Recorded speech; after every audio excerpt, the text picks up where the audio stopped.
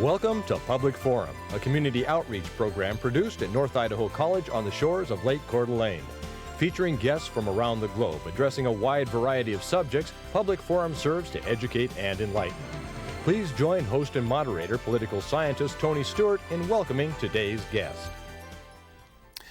Welcome to our second program with our distinguished guest, who's an author of a book titled, Now They Call Me Infidel, Why I Renounced Jihad for America, Israel, and the War on Terror. And this is a copy of the book that we have here that we recommend for your reading. And our guest was with us last week, and she's back again this week. We welcome to the program Nani Darwish. We had a very informative program last week, and thank you for, I know you have other engagements here in Spokane. You've been so generous to stay over with us to do this program. Again, welcome to the program. We want to pursue other issues that we didn't get last week. My pleasure. And I'm so pleased to have our regular panelists back with us, Erna Reinhardt, who is the Director of Public Relations at North Idaho College, and she will commence today's question with our guest, entitled the book, again, Now They Call Me Infidel. Nani, welcome to the show again. It's great to have you here. We talked a little bit about what it was like to grow up in Egypt last week. And so this week we want to spend a little bit more time about your transition to life in America. So share with us, you grew up in a very restrictive culture, a culture where women were really, really, really oppressed, thank you. Share with us what was some of those first responses that you had to the American culture and what an adjustment that was and what you thought of America when you came here. I was so appreciative of America, and what impressed me really is the women in America. The image of the American culture in the Middle East is that of Hollywood, really. But when I saw how the women are hardworking and they try to their work, they have a family, and that was very impressive. And also they are very active socially. They belong to so many groups for the community, and that was very, very inspiring for me. Another thing was the freedoms, the kindness of the American people, and their welcoming for everybody from every walk of life, from all races, all national backgrounds. This is very unique in America, really, and a lot of Americans take it for granted. The rights that were given to me as soon as I landed were almost like every other American. I really was, some things that little things that I enjoyed a lot was when I went into a supermarket and people would smile at me and say, "Good morning, hello," perfect strangers. Both men and women. Both men and women. And that was, or men opening the door for me, that is very, pleasant. So there is so many good things that I learned. And another thing is I started learning more about the Jewish people in the United States. In my country, they were so demonized and so much hate propaganda against the Jewish people. And when I met them and got to know them, I was so inspired by their women, how active they are in the community, to serve the community, whether they're Jews or not even. Mm-hmm. And that was really a turning point, and I started learning more about the Jewish people and Israel. Share with us a little bit, when you moved to Los Angeles, there were people in the Muslim community that reached out to you, and you started to get to know a little bit about what it was like to be a Muslim in the United States. But you found that even here in the United States, where we have all of this freedom, mm-hmm. the people in the Muslim community didn't have a lot of freedom still. Share that with us. Actually, I went to a mosque to pray for the first time in America. And when I went to the mosque, I went twice, and I was shocked when I was told, "Don't assimilate in America." That was the message that was given to us. And I asked why, and they said, because America needs Islam, we should give them Islam, we should inspire them. Some people were saying, we want to make America a Muslim nation. And when I was told that, I really felt uncomfortable, because this is not why I came to America. And then I was told I should wear the hijab, I should wear the head cover. And I never wore that in Egypt, because when I grew up, nobody covered their heads except the peasants, and it was more of a tradition than a religious symbol. And I felt like, why should I do something I never did before? After I moved to America, I act in a way that I didn't act before. It was very alien for me. Some of the speakers, Islamic speakers, not all of them, of course, some of them are moderate and they love America. So not all Muslims are here for that purpose. But some are here for an agenda. And when I felt that their agenda was really not in something that I want to do, I stopped. I stopped going. Awesome. And you have a story in your book that's very fascinating, and I think it was the beginning of your transition to becoming a member of the Christian faith.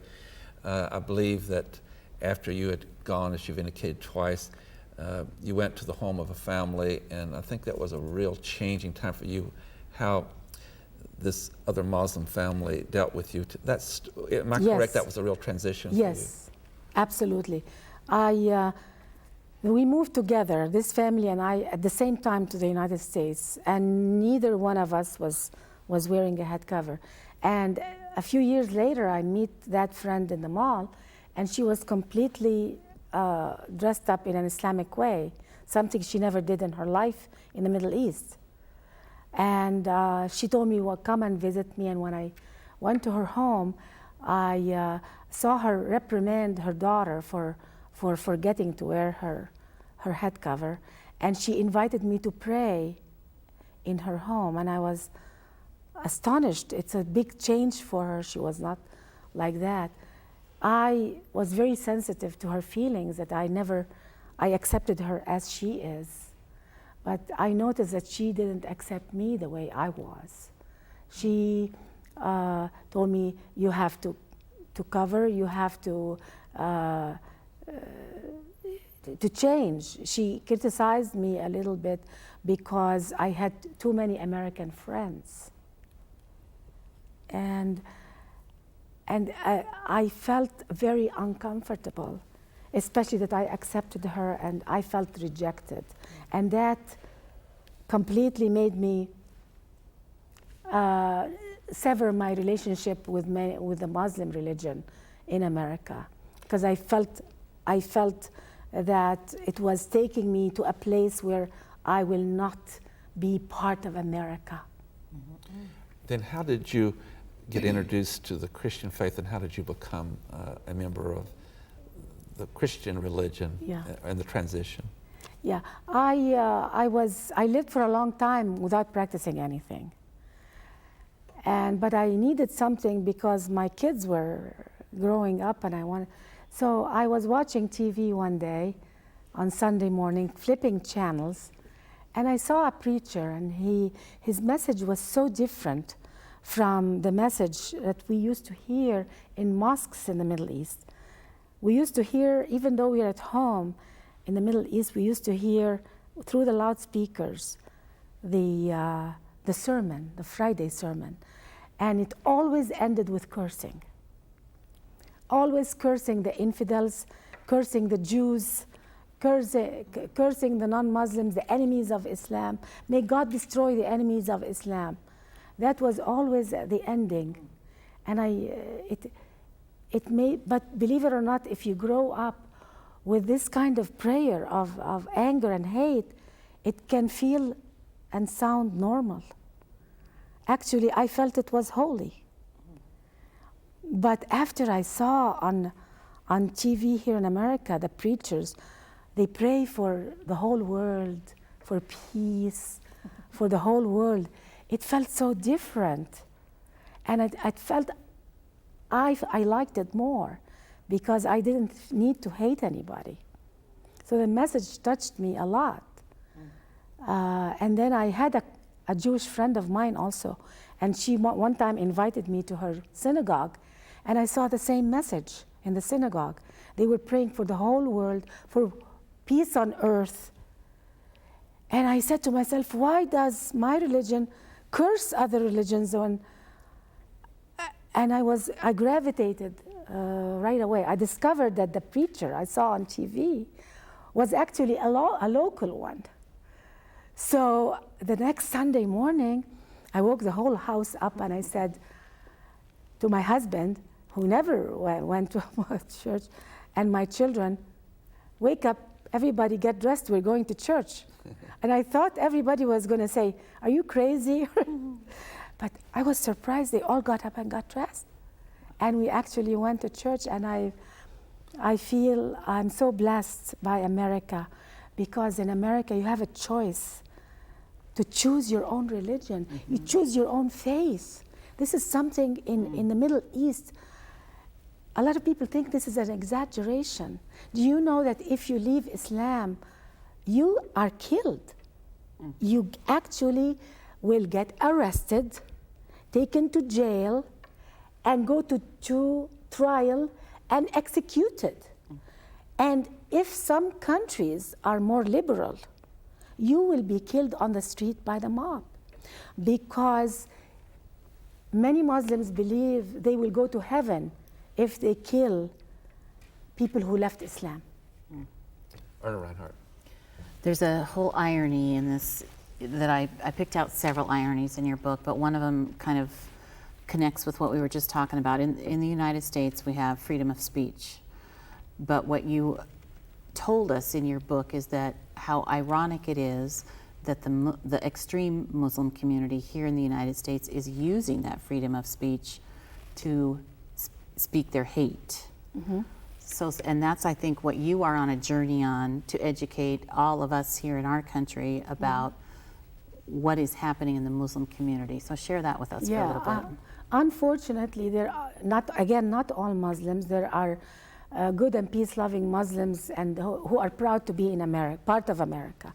But there is an agenda-driven several groups and organizations who are spreading anti-Semitism and anti-American feelings on college campuses, right here in America. In Southern California, at University of Irvine, there are so many groups who Muslim leaders who go there and actually condemn Israel and say it's an apartheid state. Zionism is hatred, when just total propaganda, and it's really intimidating the peace-loving American kids and the Jewish people, the Jewish students. And I felt this is not fair, because I really didn't want to start seeing the culture of the West Bank and Gaza transformed on American campuses. America has gotten rid of anti-Semitism and gotten rid of hate speech between races and cultures and groups of different religions. They succeeded in getting rid of this, and we don't want to bring it back.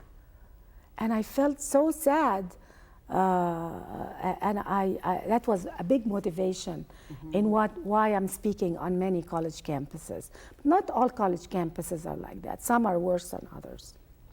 And there's a name of an organization that you belong to, I think, isn't there, that is attached to your speaking engagements? Share with us what that is. Yeah, Arabs for Israel. Right. Yeah, I run a website called Arabs for Israel.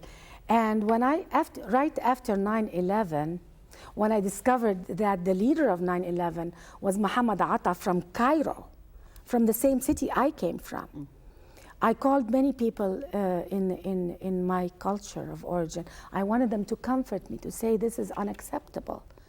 Each and every person I talked to from the Middle East told me, how dare you say Arabs did this? Don't you know this is a Jewish conspiracy? I hung up the phone and I said, my people are in denial of the truth. They are still living in the same indoctrination I grew up with.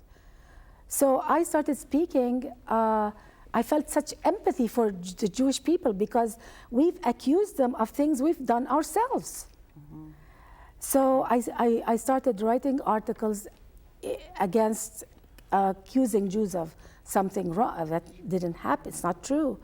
And I received some emails from Arabs who supported me, which was a pleasant surprise. But all of them said, please don't write our names. We wanted to be anonymous. So I felt that there is a need for a forum for Arabs who want to speak against the indoctrination, against the anti-Semitism, anonymously. So I started ArabsForIsrael.com, and I get emails from even Pakistan, Afghanistan, Syria, Cairo, Morocco, Yemen, Saudi Arabia, from everywhere, and many supporting emails. Of course, I get also hate mail sometimes, but the majority really that care to send me email is the supporting email. Great. Another story in your book, it was so fascinating to me, is that you've already said why you became so concerned and what was going on, and there's a great story here about how one builds self-esteem and confidence, and you wrote some articles and you also began to speak, and at first it was very difficult for you. Yeah. So tell us the story about how that unfolded, where two things happened. One, you decided to write the book, and number two, that you tour and speak in the country, because it wasn't easy at first for you, was it? At all. I used to write articles because I was a journalist, but in the United States I was never a journalist. But I belonged to a group with a newsletter, and sometimes I used to write articles. After 9/11, when they read my articles, they said, you have to come and speak.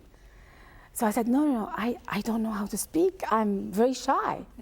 So what I did, of course, I started practicing in front of my family, but I had to imagine something that made me comfortable inside. So I imagined a big machine called peace.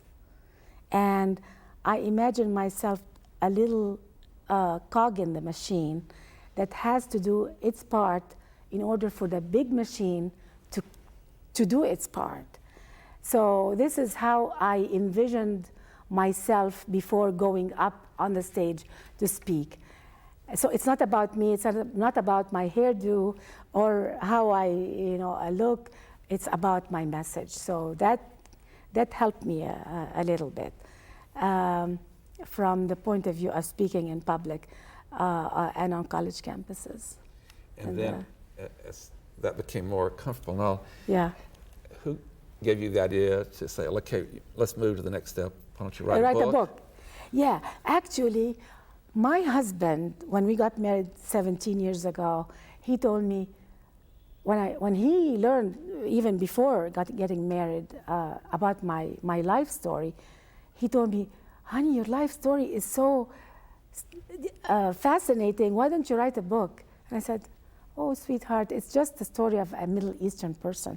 There is nothing unique about it. I really felt there was nothing unique about it. But when 9/11 happened, I started writing articles about my life. I never thought of writing the book, actually, but I received an email from an agent who asked me, would you like to write a book? Because I read this article and your life story is fascinating. So that's how I started. So I went back to my husband and I told him, honey, you were right, see? There was something to say after all. That's great. And before I go back to Erna, from these two shows, there are people who will be interested in your book and reading it, buying it. Yeah. And so where can they get the book?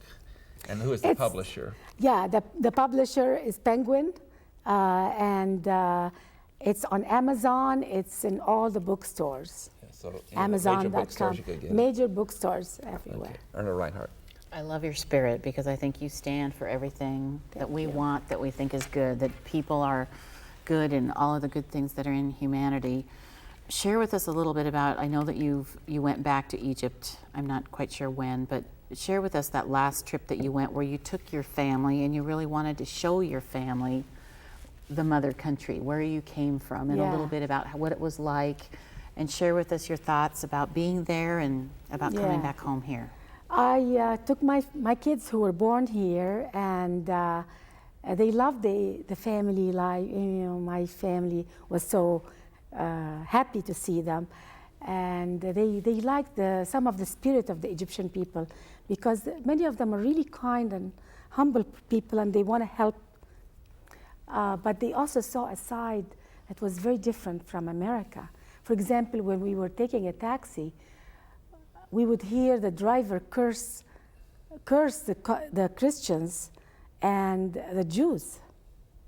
And my daughter, who was born here, was like, "Mom," I said, "Sweetheart, we're in the Middle East. There is deep animosities between religions," and so that was very shocking for her. For example, she was wearing a T-shirt and a jean and a T-shirt in the railroad station. She bent to pick up her luggage, and a small piece of skin appeared on her back, and a woman who totally doesn't know her slapped her on that piece of her back shown and said, cover this woman. So unfortunately,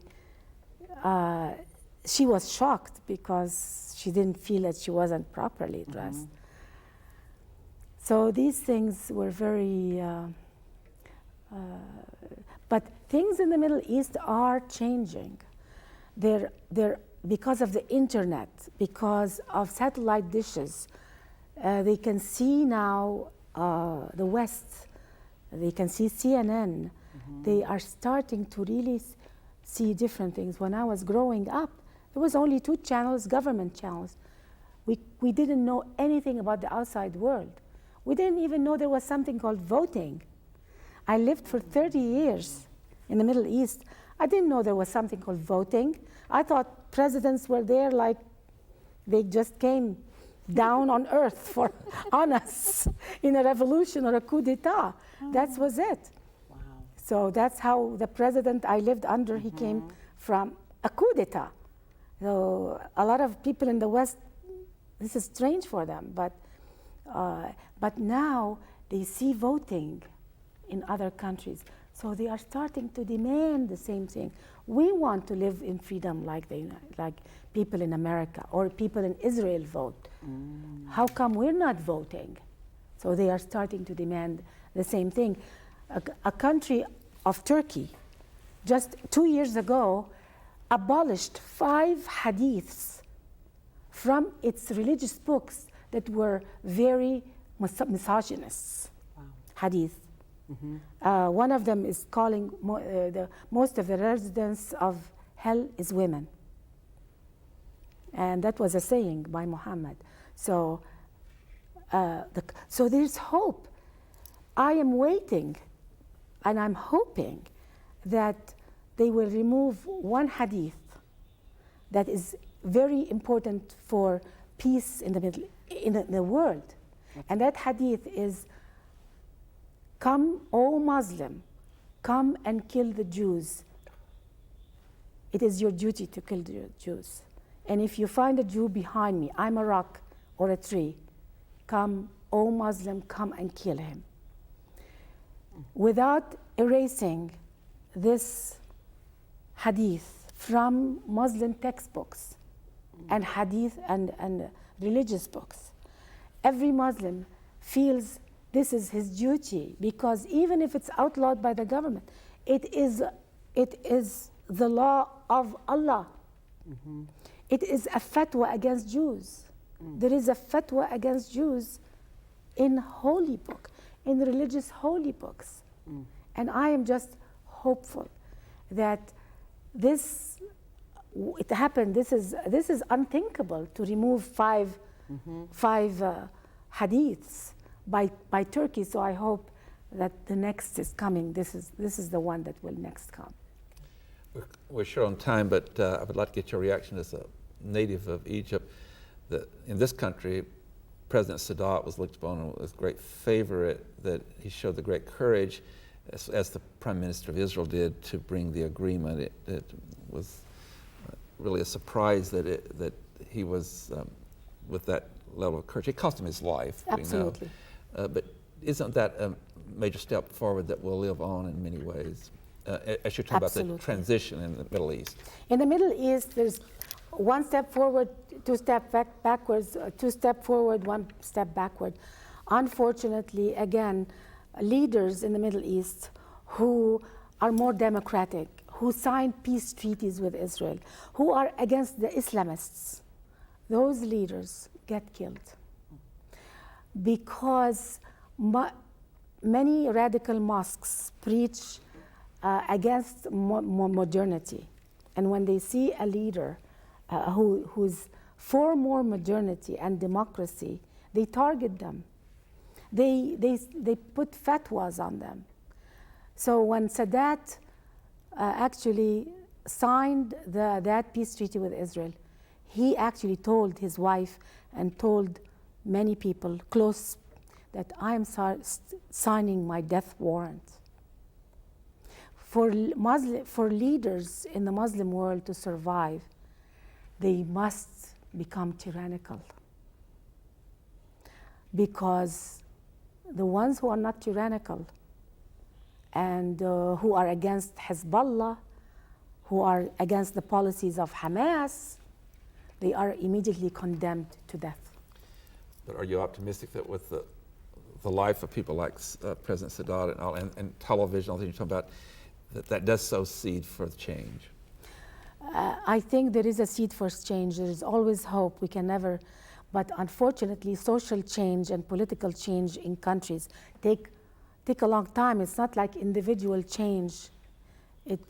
My fear is that during this period of change, which could take decades, we can see other 9/11s. We can see other oil boycotts. And on that note, we have to bring the program to conclusion. Nani Darwish, it's been a pleasure to have you here 2 weeks and to talk about your book, Now They Call Me Infidel, Why I Renounce Jihad for America, Israel, and the War on Terror.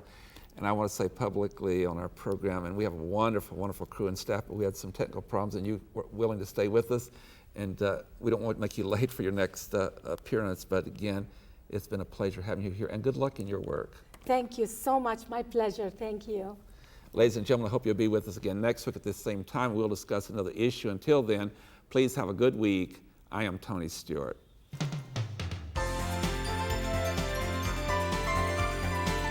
Recorded on the campus of North Idaho College, Public Forum is the longest-running in-house college production on PBS. Each episode is pre-recorded live and is an educational outreach from North Idaho College. Please join us at this same time next week for another edition of Public Forum on this public television station.